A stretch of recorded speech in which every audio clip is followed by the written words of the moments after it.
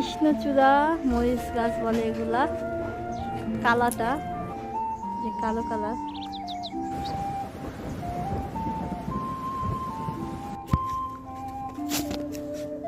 এই যে দেখুন পাকা মরিচ।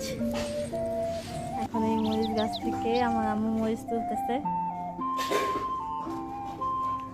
আমার আব্বু গাছ বোনা অনেক শখ, অনেক পছন্দ করে, হাঁস মুরগি পালা, গাছ বোনা। এখন আমরা মরিচগুলো, এই যে কতগুলো মরিচ দেখেন, মাশাআল্লাহ অনেকগুলো মরিচ আমরা নিয়েছি।